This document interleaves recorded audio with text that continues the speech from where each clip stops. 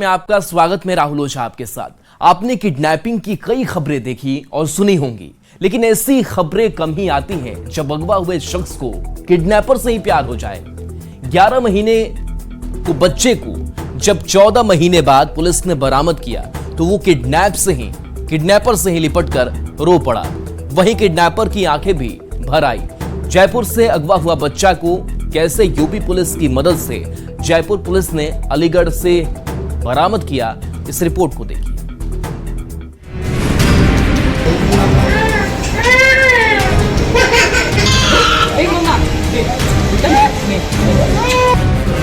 जयपुर में करीब 14 महीने पहले अगवा हुआ बच्चा जब पुलिस को मिला तो वो किडनैपर को छोड़ने को तैयार नहीं था।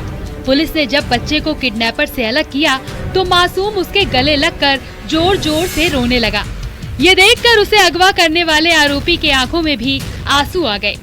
करीब 14 महीने तक बच्चे को अपनी कैद में रखने वाले आरोपी ने बच्चे को कोई नुकसान नहीं पहुंचाया, बल्कि उसका अच्छे से ध्यान रखा और उसे खिलौने और कपड़े भी लेकर दिए। आखिर क्या है ये पूरा मामला, आपको समझाते हैं। कैसे एक मासूम अपने किडनैपर को ही मानने लगा अपना सब कुछ। 11 महीने के बच्चे कुक्कू को किया था अगवा। 14 महीने तक किडनैपर की कैद में रहा बच्चा। आरोपी तनुज चाहर को अलीगढ़ से किया गिरफ्तार। यूपी पुलिस में स्पेशल टीम में हेड कांस्टेबल था तनुज। वृंदावन में साधु का वेश बनाकर पुलिस से बचता रहा। पर्यटक बनकर पुलिस टीम ने एक गाइड की ली मदद। गाइड से मिला आरोपी तनुज तक पहुंचने का रास्ता।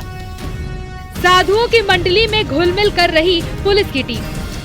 सैकड़ों सीसीटीवी फुटेज खंगालने पर मिला तनुज का सुराग।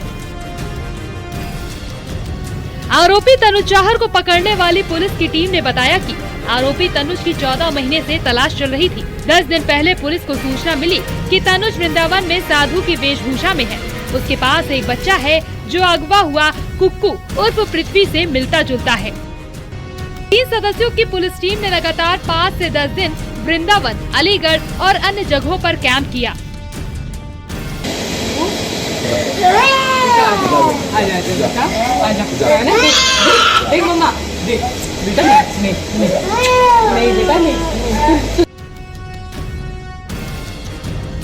इस दौरान पुलिस टीम भी साधु संत बनकर वृंदावन में घूमी।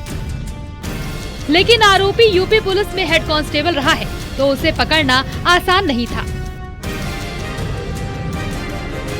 घूमते घूमते काफ़ी तलाश की तो ये पता चला कि ये जो आरोपी तनुज है ये एक वहाँ गाइड के कभी संपर्क में आया था। तो हमारी टीम उस गाइड के साथ लग गई और टूरिस्ट बन करके उसको अपना गाइड बना लिया। तो गाइड बनाने के बाद में उसको विश्वास में लिया और उससे तनुज के बारे में मालूमात किया गया तो उसने काफ़ी हमारे को लीड दी। उसके बाद हमारी टीम है जो उस लीड को आगे बढ़ाती एक जगह पहुंची, एक चाय के ढाबे पर, जहां से उसके फुटेज मिले हमारी टीम को। उस फुटेज में वो मोटरसाइकिल पर आता है और उसके साथ एक स्कूल का स्टूडेंट होता है। जयपुर पुलिस की टीम ने किडनैपर तनुज चाहर को यूपी में अलीगढ़ जिले के करीब 8 किलोमीटर तक पीछा करके पकड़ा। 14 महीने बाद जन्माष्टमी के दिन जयपुर लौट कर आई पुलिस टीम ने मासूम कुक्कू को उसकी मां की गोद में लौटा दिया।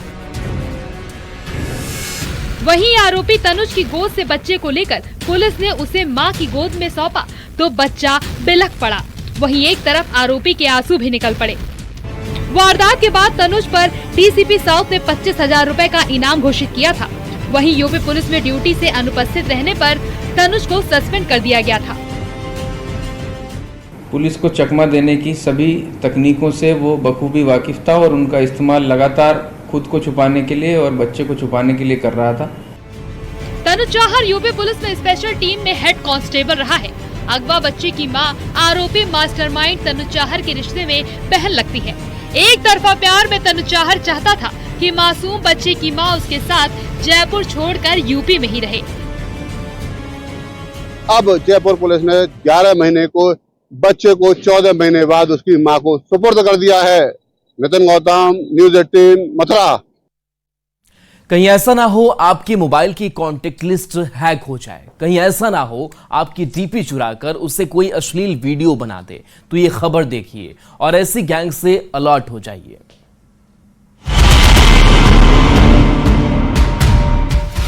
आपकी कॉन्टैक्ट लिस्ट ना हो जाए हैक। नटवर लाल की चाल, पाकिस्तान से आया कॉल सरहद पार, हैकर का माया जाल। लोन वाली चाल, अश्लील वीडियो का खेल, कॉन्टैक्ट लिस्ट और डीपी हैक। सावधान, अगला शिकार आप तो नहीं।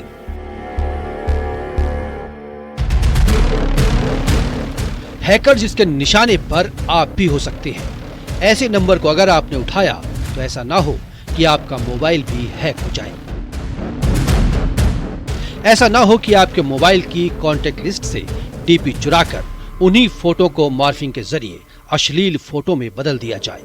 सिर्फ आपका ही नहीं बल्कि आपके कॉन्टैक्ट लिस्ट में जितने भी लोग हैं उनकी तस्वीरें भी चुराकर हैकर उनकी तस्वीर को भी अश्लील बनाकर ब्लैकमेल करने लगे। हैरान करने वाला मामला मिनी मुंबई यानी इंदौर से आया है। ये कॉल आया है सरहद पार पाकिस्तान से। पाकिस्तान सीरीज का नंबर सुनिए। फरियादी इंजीनियर स्टूडेंट ऋषि वाजपेयी कैसे उस ब्लैकमेलर की प्रताड़ना से परेशान है। ये मेरे को 16 अगस्त से ये आपत्तिजनक मैसेज आना, ये फ्रॉड कॉल आना चालू हुए हैं। और ये सबसे पहले यूपी में एक मेरे कॉन्टैक्ट लिस्ट से एक नंबर निकाला गया, उनको बोला गया है कि इन्हें 35 लाख का लोन लिया है। पाकिस्तान सीरीज का ये नंबर है। ऋषि उस वक्त हैरान रह गया जब अनजान नंबर से उसे कॉल आ रहे थे। नंबर पाकिस्तान सीरीज के हैं। कॉल पर बार बार ऋषि को डराया धमकाया जा रहा था कि उसने 35 लाख का लोन लिया है। गैंग रिकवरी के लिए परेशान करने लगी। मामला सेटल करने के लिए रुपए मांगने लगे।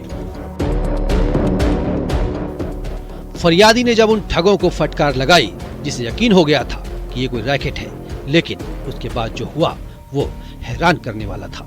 नटवर लाल गैंग ने फरियादी की कॉन्टैक्ट लिस्ट हैक कर ली, फिर उसे अश्लील फोटो भेजने लगे। तो बाद में मैसेज आया कि मैं ये 35 लाख के लोन का सेटलमेंट कर दूंगा 20,000 रुपए में। फिर उसके बाद वो मैंने मना कर दिया, तो मेरे को वो आपत्तिजनक गंदे नग्न पिक्चर भेज के मेरे को ब्लैकमेल कर रहा है। फिर उसके बाद मेरी जो कॉन्टैक्ट लिस्ट है उनसे उनका काम नहीं बना, तो जो मेरी कॉन्टैक्ट लिस्ट के भी जो लोगों ने उनकी डीपी है व्हाट्सएप की, वो डीपी लगा के उनको उनकी नग्न पिक्चर और पोर्नोग्राफी का शिकार कर रहा है। यही नहीं, ऋषि की कॉन्टैक्ट लिस्ट में शामिल नामचीन डॉक्टर की डीपी हैक करके उन्हें भी अश्लील फोटो भेजे गए। अच्छे प्रसिद्ध ऑर्थोपेडिक हैं, उनका भी फोटो मेरी कॉन्टैक्ट लिस्ट में, उनका भी नाम था, नंबर था, तो उनको भी फोटो उनका नग्न बना के मेरे को भेज रहे हैं कि मैंने उनको भेज दिया है। इन सब चीजों को लेकर पीड़ित ने हमारे माध्यम से एक लिखित शिकायत श्रीमान पुलिस कमिश्नर महोदय को दी है और उनसे यह विनम्र मांग करी है कि इसके अंतर्गत एक उच्च स्तरीय जांच कमेटी गठित करते हुए इस रैकेट का न केवल खुलासा किया जाए। ऐसे ठग गैंग से सावधान रहिए, कहीं ऐसा न हो अगला टारगेट आप हो। इंदौर में मिथिलेश गुप्ता के साथ bureau report, news 18 Madhya Pradesh Chhattisgarh.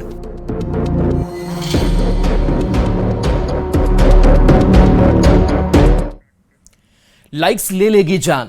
जी हां, बिहार झारखंड की घटनाएं आपकी रूह कपा देगी। सवाल यही, सोशल मीडिया पर लाइक्स और व्यूज के लिए ये कैसी सनक। बस चंद लाइक्स और व्यूज चाहिए, चाहे जान ही क्यों ना चली जाए। सोशल मीडिया की ऐसी सनक ना जाने कितने लोगों पर चढ़ा हुआ है, पर इस सनक में आप अपनी जान गंवा रहे हैं। अपने परिवार की आंखों में दर्द और आंसू के सिवा कुछ नहीं दे रहे हैं। बिहार और झारखंड दोनों राज्यों की घटना आपको हैरान कर देगी। सबसे पहले कटिहार की घटना आपको बताते हैं, जहां एक मछुआरा सांप के साथ रील बना रहा था। उसे क्या पता कि जो वीडियो वो रिकॉर्ड कर रहा है वो उसका अंतिम वीडियो है, जिसे वो फिर देखने वाला नहीं है।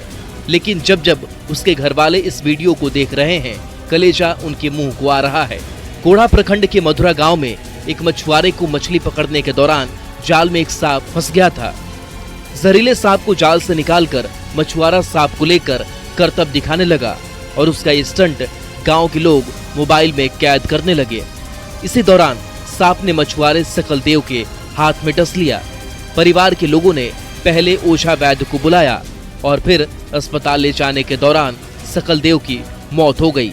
सांप लेकर करतब दिखाना सकलदेव का आखिरी वीडियो अब पूरे इलाके के लिए बस यादें बनकर रह गया है। अब आपको झारखंड के जमशेदपुर का वाकया बताते हैं, जहां मानगो थाना अंतर्गत हीरा होटल के पास एक व्यक्ति की मौत हो गई। बताया जा रहा है कि व्यक्ति अक्सर अजगर को अपने गले में लपेट लेता था। लोगों को यह देखने में मजा आता था, लोग उसे पैसा देते थे। एक दिन खेल खेल में उसने अजगर को अपने गले में लपेटा था। देखते ही देखते अजगर ने उसका गला जकड़ लिया और गले को तब तक जकड़े रखा जब तक दम घुटने से व्यक्ति की मौत नहीं हो गई। का नारा लगा के लोगों से पैसा मांग रहा था। अचानक सांप ने हरकत की और गले को दबोच दिया, जिस तस्वीर में देख रहे हैं, और मौके में सांप ने उसे पटक दिया और मौके में उसका निधन हो गया।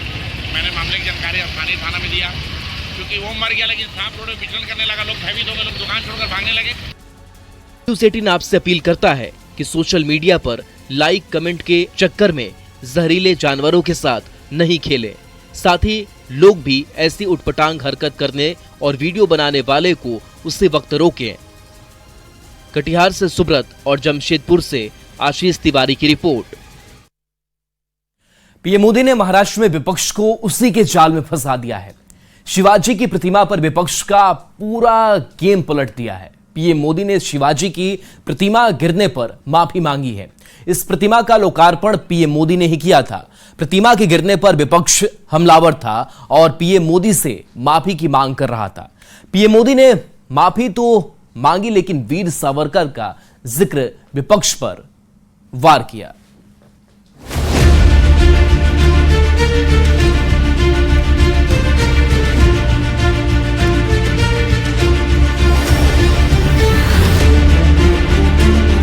मैं आज सर झुका करके मेरे आराध्य देव छत्रपति शिवाजी महाराज की उनके चरणों में मस्तक रख के माफी मांगता हूं। शिवाजी पर माफी मांगकर और वीर सावरकर का जिक्र कर पीएम मोदी ने महाराष्ट्र का सियासी सीन पलट दिया है। 4 दिन पहले छत्रपति शिवाजी की 35 फीट ऊंची प्रतिमा गिर गई थी। शिवाजी की इस मूर्ति का अनावरण पीएम नरेंद्र मोदी ने किया था। प्रतिमा गिरने पर उद्धव गुट, शरद गुट और कांग्रेस के नेता प्रधानमंत्री से माफी की मांग कर उन्हें घेरने की कोशिश कर रहे थे, लेकिन प्रधानमंत्री मोदी ने विपक्ष को उसी के जाल में फंसा दिया। प्रधानमंत्री ने कहा कि शिवाजी महाराज सिर्फ नाम नहीं है, वे हमारे लिए आराध्य देव हैं और मैं सिर झुकाकर अपने आराध्य देव के चरणों में माफी मांगता हूँ। प्रधानमंत्री ने शिवाजी पर माफी मांगकर महाराष्ट्र के एक और महापुरुष वीर सावरकर का जिक्र किया। मोदी ने कहा कि कुछ लोग भारत माता के महान सपूत वीर सावरकर का लगातार अपमान कर रहे हैं, वो इसके लिए माफी मांगने को तैयार नहीं है और वीर सावरकर के अपमान को सही ठहराते हुए अदालत में लड़ने के लिए तैयार हैं। हमारे लिए छत्रपति शिवाजी महाराज आराध्य देव है।